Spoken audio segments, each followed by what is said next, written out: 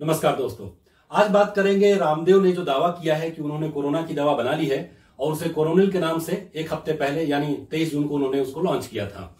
उसको लेकर पूरे देश में कोहराम मच गया। मैं आप सभी इस बात से सहमत हैं कि भले ही आयुर्वेद की जो दवाएं होती हैं उसका कोई साइड इफेक्ट नहीं होता है, लेकिन चूंकि कोरोना का कहर पूरी दुनिया में भी मचा हुआ है, ऐसे में अगर कोई गलत दवाओं को लेकर हो जाए तो मरीजों के लिए, आम लोगों के लिए बहुत अच्छी बात नहीं होती है।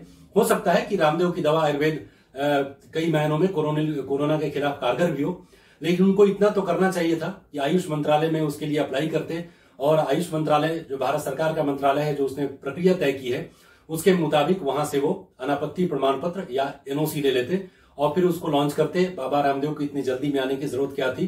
एक सवाल तो उठता है। वो इस दवा की कीमत 600 रुपए है।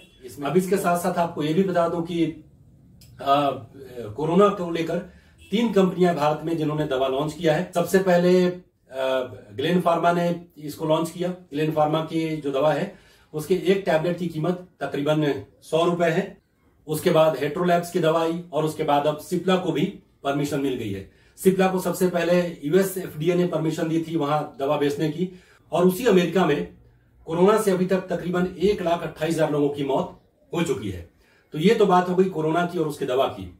अब देखिए, जब रामदेव ने कोरोनिल को लॉन्च किया, रामदेव के खिलाफ मुकदमे भी दर्ज होने लगे।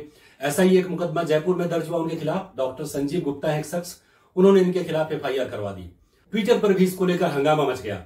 अब जरा देखिए ट्विटर पर किस तरीके से इसको लेकर लड़ाई आगे बढ़ी।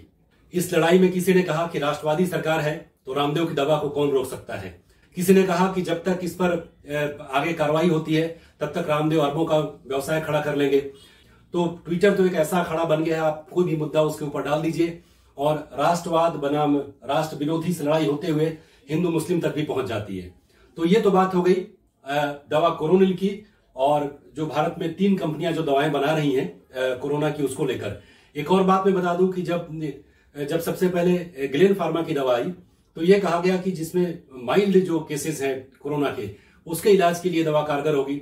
लेकिन बाद में पता चला कि जो डीसीजीआई ने उसको अनुमति दी है उसमें यह कहा कि आकस्मिक परिस्थितियों में और डॉक्टर के प्रिस्क्रिप्शन पर ही इस दवा का इस्तेमाल किया जा सकता है। तो जब दवा लॉन्च की गई, कंपनी ने जो दावा किया और बाद में जो बात निकलकर सामने आई, उसमें बहुत बड़ा अंतर देखने को मिला। लेकिन इन सब के ऊपर कहीं भी किसी ने सवाल नहीं उठाया। अब बात करते हैं जॉनसन एंड जॉनसन की। जॉनसन बेबी पाउडर तकरीबन हमारे सभी लोगों के घरों में पाया जाता है जिनके घर में छोटे बच्चे होते हैं। शायद कोई ऐसा घर हो जिसमें बच्चे को जॉनसन बेबी पाउडर न लगाया जाए। अब इस जॉनसन बेबी पाउडर की एक सच्चाई यह है कि टैल्कम, जो कि सबसे मुलायम पदार्थ माना जाता है, उसमें ये लोग एस्बेस्टस मिलाते हैं। कंपनी ने बहुत इनकार किया जब कई मुकदमे हुए उनके ऊपर। इन्होंने कहा कि हम ऐसा कोई भी पदार्थ अपने पाउडर में नहीं मिलाते हैं जिससे किसी भी तरीके का नुकसान त्वचा को पहुंचता हो। लेकिन आपको बता दूं, 32,000 करोड़ रुपए का जुर्माना 1 साल पहले अमेरिका में इस जॉनसन एंड जॉनसन कंपनी को देना पड़ा। इसके ऊपर तकरीबन 9,000 मुकदमे दर्ज किए गए थे। 19 महिलाओं की मौत हो गई थी ओवेरियन कैंसर की वजह से, और यह तय पाया गया कि ये कैंसर से हुई मौतों की वजह जॉनसन पाउडर ही है। ये अमेरिका का स्टेट वर्जीनिया है जहां पर ये सारे मुकदमे दर्ज किए गए थे। यही नहीं, 2016 से 18 के बीच तकरीबन 450 करोड़ रुपए का हर्जाना इस कंपनी को महज 2-3 मुकदमों के अंदर इनको देना पड़ा था। कंपनी इस बात से इनकार करती रही, लेकिन जब विरोध बढ़ा और क्लिनिकल टेस्ट में पाया गया कि इसमें एस्बेस्टस है, तब कंपनी ने आधिकारिक तौर पर, पिछले साल की बात मैं बता रहा हूं, 32,000 प्रोडक्ट्स इन्होंने अमेरिका और कनाडा के मार्केट से वापस बुलाए थे। तो अमेरिका और कनाडा में अभी इनका पाउडर नहीं बिक रहा, लेकिन हमारे भारत में जॉनसन एंड जॉनसन का बेबी पाउडर बिक रहा है। उसमें एस्बेस्टस है, नहीं है, इसको लेकर कोई जानकारी उपलब्ध नहीं है और कहीं से भी इसके खिलाफ कोई भी आवाज नहीं उठ रही है। आइए और आगे बढ़ते हैं और cosmetics, nail polish, moisturiser, astringent जो चेहरे पर महिलाएं लगाती हैं और फिर हम लोग डीओ का भी इस्तेमाल करते हैं, इन कई जो प्रोडक्ट्स हैं इसमें कौन कौन से केमिकल इस्तेमाल होते हैं, बस 2 मिनट में मैं आपको बताता हूं। पैराबेन एक केमिकल ग्रुप है, इनका इस्तेमाल किया जाता है इनको प्रिजर्वेटिव के तौर पर रखने के लिए, यानी ये ज्यादा दिन तक के प्रोडक्ट्स चल सकें। ये बताया गया, कई टेस्ट में सामने आया, ये एस्ट्रोजन नाम का जो हार्मोन है उस पर ये डायरेक्ट इफेक्ट डालता है और जो केमिकल रिएक्शंस होती हैं उसकी वजह से कैंसर भी इनकी वजह से होता है। और आप देख लीजिए, जब भी आप बाजार में जाते हो इन प्रोडक्ट्स को खरीदने के लिए तो आप जरा देखें कि उसमें पैराबेन है या नहीं है, या उसका कोई सब्स्टिट्यूट इस्तेमाल किया जा रहा है। एक बात मैं बताऊंगा आपको कि जो केमिकल्स होते हैं वो कितना खतरनाक है कैंसर के लिए, कैंसर कारक कितना है वो, इसके लिए एक स्केल बनाया गया है जिसमें उसकी रेटिंग 1 से 9 तक की जाती है। यानी 9 की तरफ जितना ज्यादा मार्क्स अंक किसी भी केमिकल को दिए जाते हैं वो उतने ही खतरनाक होते हैं और उनसे कैंसर होता है। ये पैराबेन के जितने भी केमिकल्स हैं इनका अंक उस लिस्ट में 6 से लेकर 9 तक होता है। तो आप समझ सकते हैं कि ऐसे मेकअप के सामान और जो फाउंडेशन इस्तेमाल किए जाते हैं, इन सब का जो इस्तेमाल हमारे आपके घरों में होता है वो कितना खतरनाक है। केमिकल्स की एक दूसरी सीरीज है फैथालेट्स। इसका इस्तेमाल हेयर स्प्रे में किया जाता है और नेल पॉलिश में किया जाता है। इसका इस्तेमाल भी महिलाएं ज्यादा करती हैं। सीधे तौर पर जो केमिकल टेस्ट किए गए उसमें ये तो नहीं पाया गया कि इनसे कैंसर होता है, लेकिन ये जिन हार्मोन्स को प्रभावित करते हैं उनसे घूम फिर कर वही एस्ट्रोजन और टेस्टोस्टेरोन, इन 2 पर इनका प्रभाव पड़ता है। उससे भी हार्मोनल इम्बैलेंस हमारी आपकी बॉडी में होता है और कई सारी बीमारियां पैदा होती हैं। तो ये तो बात होगी अब कॉस्मेटिक्स की।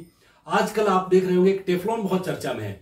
हर एक घर में नॉन स्टिक कुकवेयर है जिसका इस्तेमाल हम करते हैं। अब उसमें यह बताया जाता है कि बिना तेल के भी आप कोई भी खाने की चीज बना सकते हैं, तल सकते हैं 1-2 बूंद तेल में भी। अब उसमें कहानी है कि आप तेल तो आपके शरीर में नहीं जाता, घी हमारे शरीर में नहीं जाता, लेकिन टेफ्लॉन चला जाता है और टेफ्लॉन से कैंसर होता है। अब ये टेफ्लॉन जो है ये PTFE नामक केमिकल का ब्रांड नेम है। ये फ्लोरेटेड केमिकल्स होते हैं। अब इसके बारे में अगर डीप ज्यादा हम जाते हैं तो बहुत ही वो बोरिंग हो जाएगा हमारे आपके लिए, लेकिन मैं जो भी बोल रहा हूं बहुत ही ऑथेंटिक सोर्स से देखकर बोल रहा हूं, इसलिए आपको इस पर यकीन करना चाहिए। तो इस टेफ्लॉन का जो इस्तेमाल है अब कुकवेयर के साथ साथ स्टेन फ्री कपड़े आ गए हैं। आप देखते होंगे इसका विज्ञापन भी बहुत जोर शोर से हो रहा है। खासकर चीन से जहां के सामान के बहिष्कार करने की बात हम कर रहे हैं, वहां से भी ऐसे कपड़े बहुत ज्यादा आ रहे हैं। इस पर आप सॉस गिरा दें, केचप गिरा दें, तेल गिरा दें, वो लगते नहीं कपड़ों पर, वो गिर जाते हैं बाहर। तो ऐसा लगता है कि चलो ये बहुत ही अच्छे कपड़े हैं। इसमें भी टेफ्लॉन का इस्तेमाल किया जाता है और इससे कैंसर होता है। तो आप देख सकते हैं अलग अलग वेबसाइट्स पर जाकर इसके बारे में ऑथेंटिक जानकारियां हैं। एक और बात मैं बता दूं, ड्यूपॉन्ट एक कंपनी है।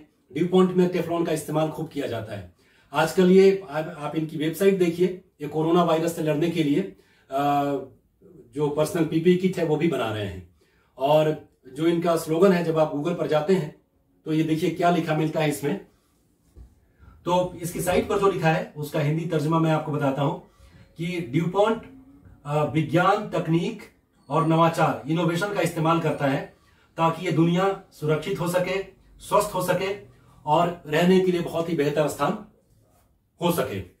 लेकिन जहां इसकी कंपनी है वहां पर एक सर्वे किया गया तो पता चला कि 72,000 लोगों में कैंसर के लक्षण या कैंसर पाए गए।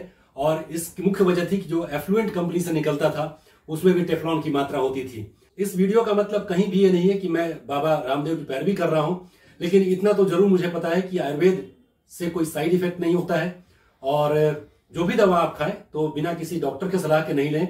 और इनके साथ साथ अच्छी बात है, जागरूकता है। बाबा रामदेव के कोरोनल के विरोध के बहाने लोगों ने इसके ऊपर जागरूक हुए, उनको लगा कि ऐसी चीजों का संज्ञान हमें लेना चाहिए।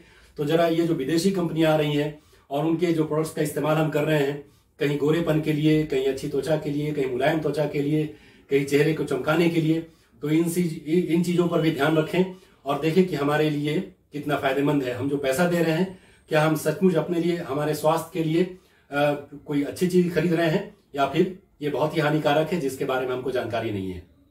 ये वीडियो अगर आपको अच्छा लगा हो तो इसको लाइक करें और मेरे चैनल को सब्सक्राइब करें।